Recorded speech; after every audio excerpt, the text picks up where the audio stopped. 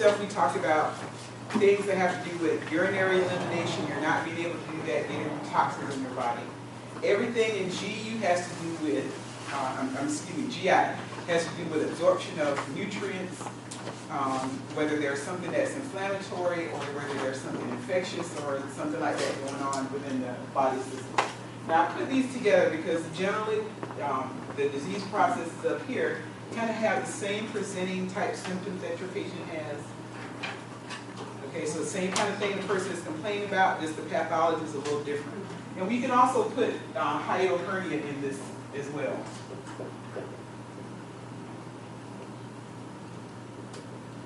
Because it kind of fits between these. Okay? When you're thinking about what's going on with your patient, presenting symptoms are going to be very similar when you look at what's going on with your patient.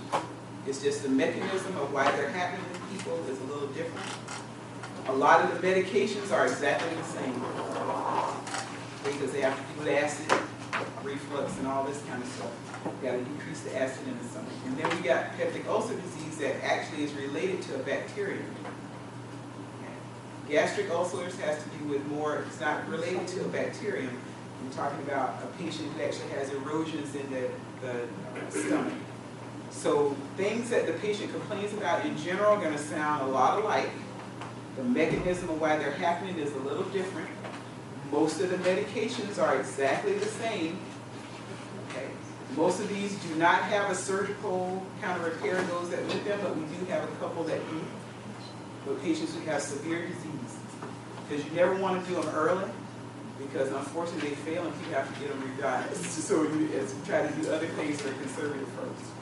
Okay, so first up here we have GERD, then we have hiatal hernia, PUD is peptic ulcer disease, and then gastric ulcers. Okay, so that's kind of letting you know where they're happening in patients now. Okay, so GERD first is gastroesophageal reflux disease. That's the long name, the proper name for it, GERD. Okay, so pretty much every time you go to the hospital and you get a patient who's taking certain drugs, that's the first thing it says, treatment of GERD. Right? What are those drugs you usually give? Proton pump inhibitors, H2 antagonists. Those are the drug categories that we use to treat that. H2 antagonists is really cheap. That's the ones we use first. Now we use proton pump inhibitors pretty much all the time. Okay? And so when you see patients in the hospital, one of the things you see in the progress notes, first day patients admitted, doctors put the patient on GI prophylaxis, which means they're going on a proton pump inhibitor. And they're always on DVT prophylaxis. Those are two things we treat people for because anytime you're in the hospital, anytime you have a test, what are you under? Stress. And so when you do that, you increase your acid secretion in your stomach, which makes you more likely to have one of these erosive type things happening. So that's why we put patients on GI prophylaxis, because we're trying to prevent that from being a problem. Okay? So H2 antagonists were the old drugs. That was Pepcid, Tagamet, those types of things. Okay? Remember, I hate Tagamet. You hate it too. Not that it's not a good drug, but it just interferes with every other drug that you take. Okay, so Pepcid is the one we used to see a lot for that. Zantac is also an H2 antagonist. But now you see most often, they get your acid down pretty much about 94, 95%. What you see most often nowadays, though, is the PPIs. So proton pump inhibitors, which are your Prilosec, what is the purple one? Nexium. Okay. So those are the proton pump inhibitors. They get you down to about 97, 98% as far as decreasing acid in your stomach. Okay, so that's why we use those. Okay. So Prilosec, Nexium, those are the ones that you see in that category. Protonics. Okay. So that's those category of drugs. So you get your acid secretions down to about 98%. So that's why you use them. Now, of course, we've been using them for years, and now we're starting to see them go in the opposite direction, saying that maybe they are problematic. You know, that's how it is. You use stuff and everything is fine, and all of a sudden they find out something happens. Everybody's going to die, so just get over it, kind of thing. All right. Part of that is they say in elderly people it gives them more pneumonias. We're starting to see some changes that happen in bones over time. So it's like all this kind of stuff that's happening. But when your stomach is hurting, you don't care about all of that. You want that problem resolved. So that's why you see patients still taking medication anyway. So gastroesophageal reflux, I mean, remember I told you the drugs we're going to see a lot are the same. In this particular thing, you have reflux of gastric contents up into the esophagus. What its name is exactly what happens. You have reflux of gastric contents into the esophagus. So gastroesophageal reflux disease is what you're going to see when the patient has GERD. So that happens because you have a relaxation in the lower esophageal sphincter. Okay, so that's essentially what's happening. The lower esophageal sphincter is the one that sits right on top of the stomach. So it relaxes itself. You know, sphincter keeps tight to keep things in. All right? So what happens is you have a relaxation that opens a little bit and allows the contents to reflux. What you worry about in these patients is that being a chronic problem because that acid is supposed to stay in the stomach where you have a different pH and this kind of stuff going on. When it refluxes into the esophagus, you can actually have erosions that happen in the esophagus, and you can also have changes that are precancerous. That's Barrett's epithelium that you talk about, what changes that you see in the esophageal mucosa. So what we try to do is make sure we keep stuff in the stomach instead of it refluxing. So we're going to give medications to kind of deal with the burning sensation you have, because that reflux actually leads to a person feeling what they call pyrosis, which is heartburn. That's the fancy name for heartburn. They have pyrosis.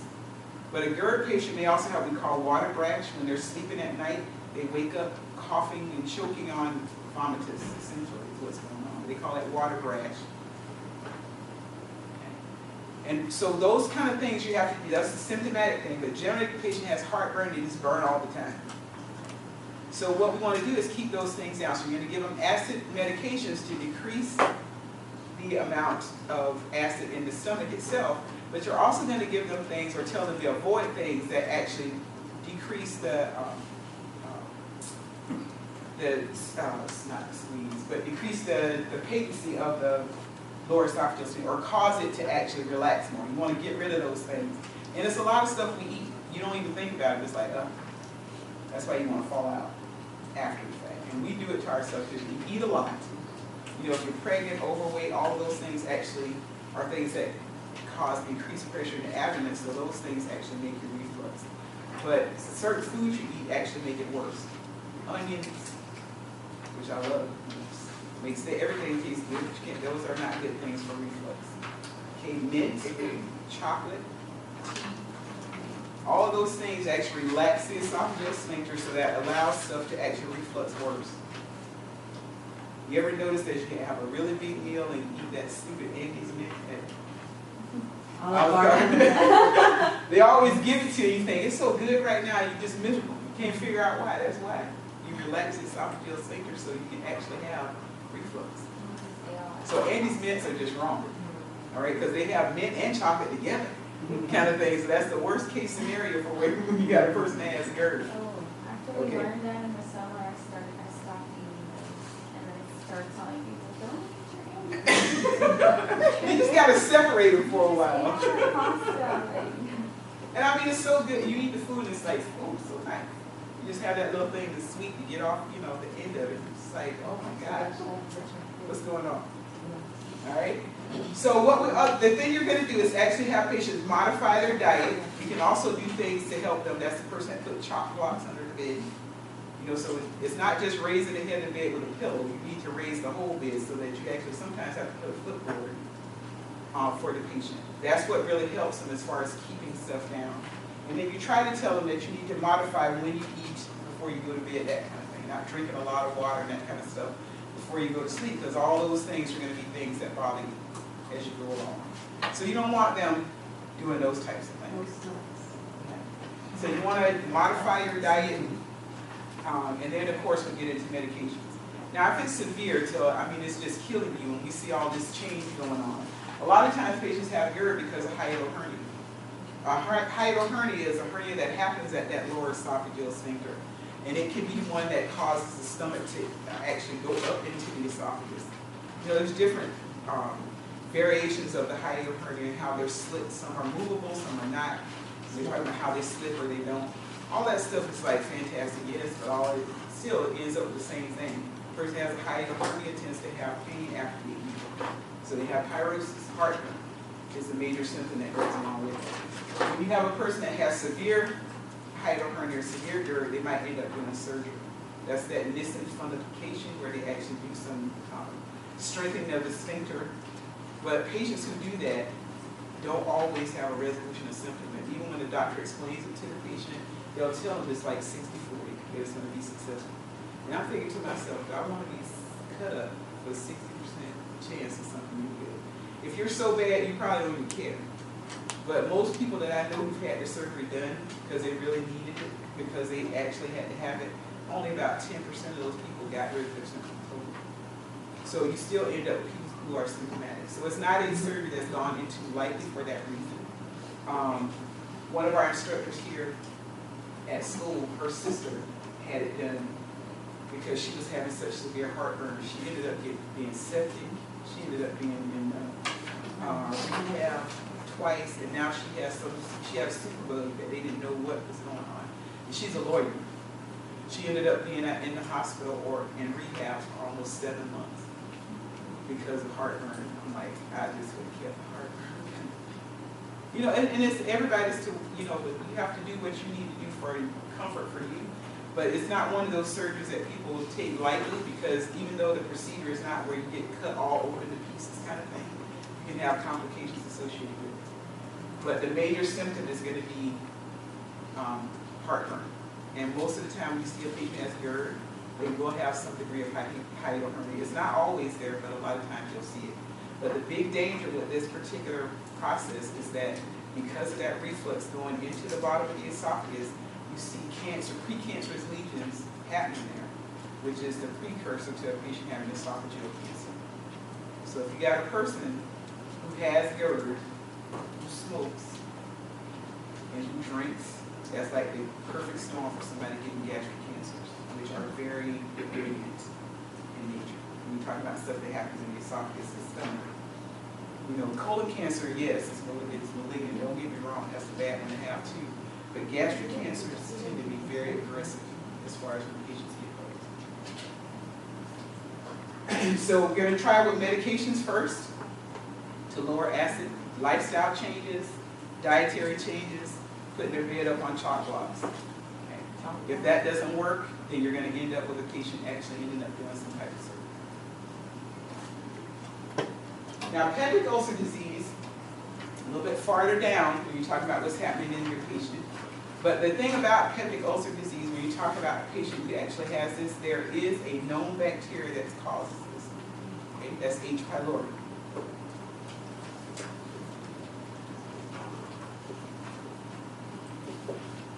It's Helicobacteriae, but the short name is H. pylori when you talk about the bacteria that happens there.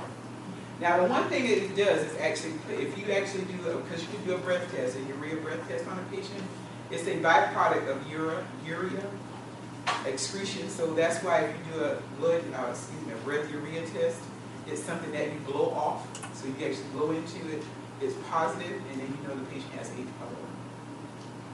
So it's an easy way to do it without doing any type of, you know, invasive diagnostic testing. So with this one also is a person that has pyrosis or heartburn, what they usually have with this one.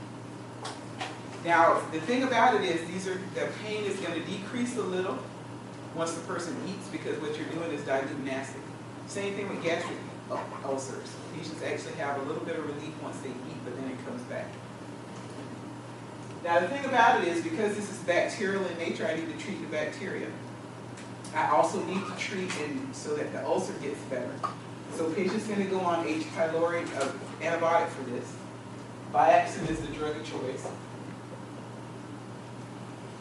You can also use erythromycin, but Biaxin is the drug of choice you're going to use for that. That's going to get rid of the infection. So you're talking about 10 days of antibiotic therapy.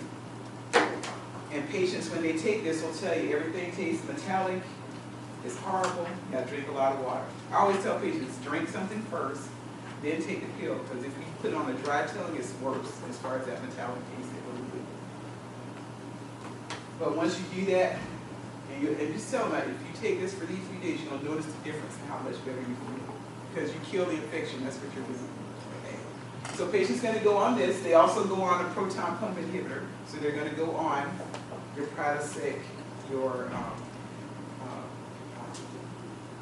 Nexium. I don't know what I got against Nexium. That hurt pill. Okay. So you're going to go on something like that as well with the patient. Okay. Now we may add other drugs associated with this, especially if we got a person that's really symptomatic. That's when you get into adding some of these other things that are going to help long term as far as healing ulcerations that you see in the patient. Because remember, these are ulcerations that are happening. So you have craters that are developing inside the GI tract.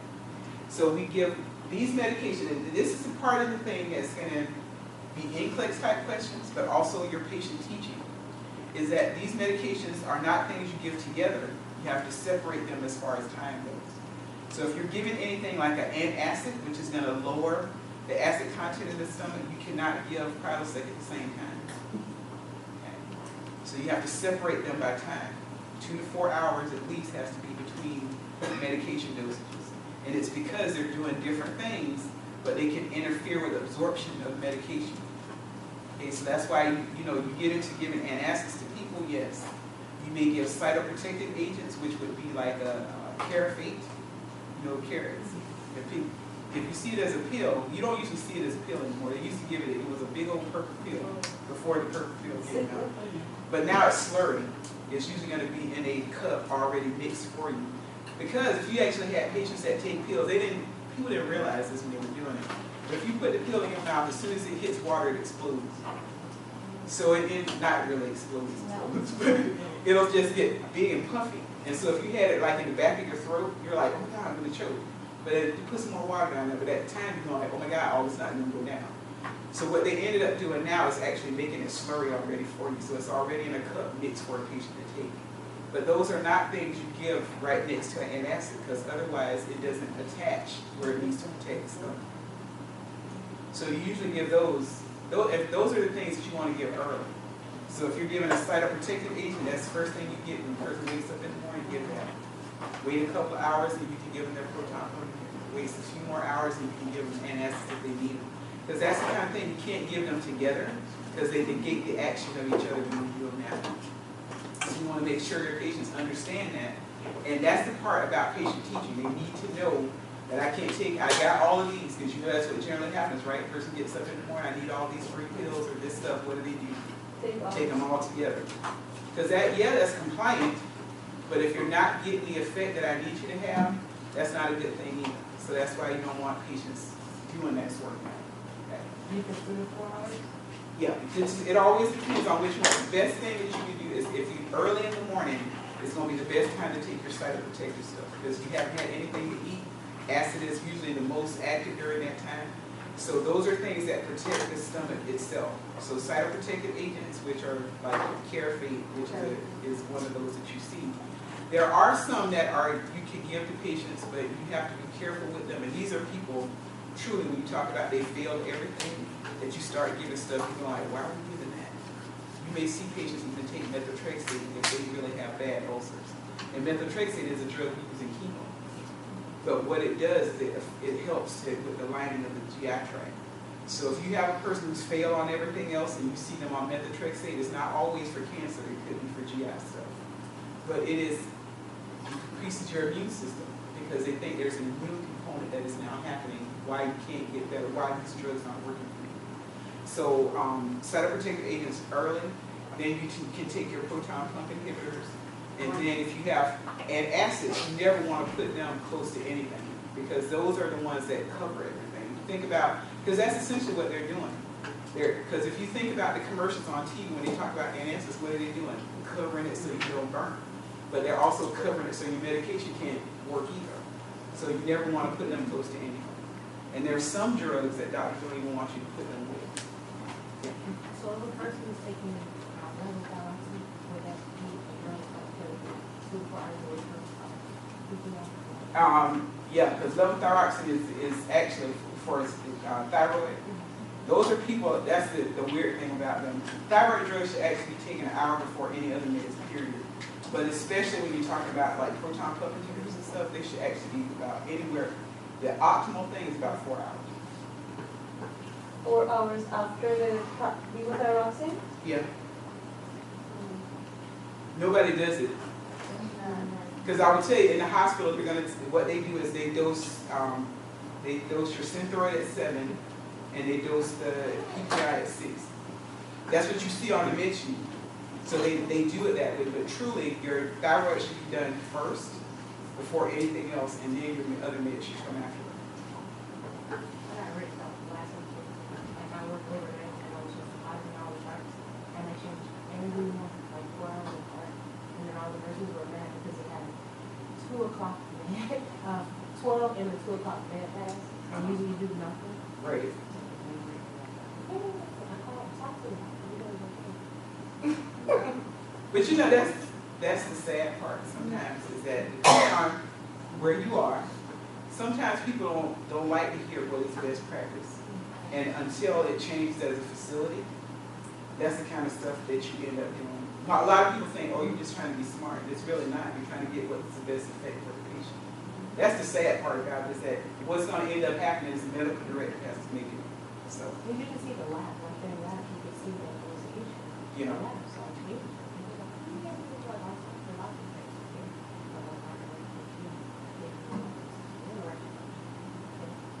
Are you serious, Randy? Those are the kind of things you got. You gotta work right now, so I understand that. It's like you waiting for the time to get out, kind of thing. Because that's the thing. This is not about you're trying to do what's best for the patient. And when you see people, especially as a person who takes thyroid meds, once you get right, you know the difference in how you feel. And so when you have people that kind of keep going back and forth and switching their medication around, and it takes a couple of weeks for you to feel right in the first place. But if you can't ever take your meds right, you don't know the difference. You really don't. I take a weird dose now, where I take the same medication every day, but on Saturday I have to take half a pill. And so the thing about it is, people would say, why do you take half a pill on that day? But you really have to define what you have to take over the course of a week, and that's what we ended up finding. It's been the perfect thing. So it's crazy, but true. Yeah, that's it. Yeah, just feel like I'm working in the long-term care, there's a lot of people with Yeah. so I pass a lot of proton inhibitors and yeah, sulfate and things like that. And that's what, you know, that you're talking about all the spacing apart. It's, you know, I mean, I've experienced it before where I'm prioritizing my patients and then they're already eating dinner and then I've got patients that perhaps supposed to take Prilosec or whatever. So I just don't know, sometimes I'm not sure if it's beneficial to even give that.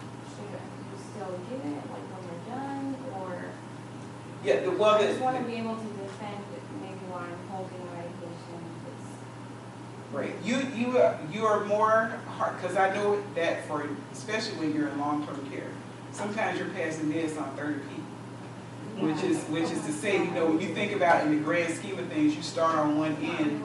It's not realistic to be able to get everybody their meds on time in the first place. So that's one hard thing. You're probably more on the side of giving it, even if you know that it's not within the right time frame of giving that, because of the setting in which you're in. It's a lot easier. I mean, and not that you still wouldn't have issues about it. It's a lot easier to do that in acute care because you don't have a doctor getting on your case because you're calling and telling that either. You know, you can actually talk to somebody, and in your case, you talk to somebody who think, yeah, this is the problem we're having. It's not really that much of an issue.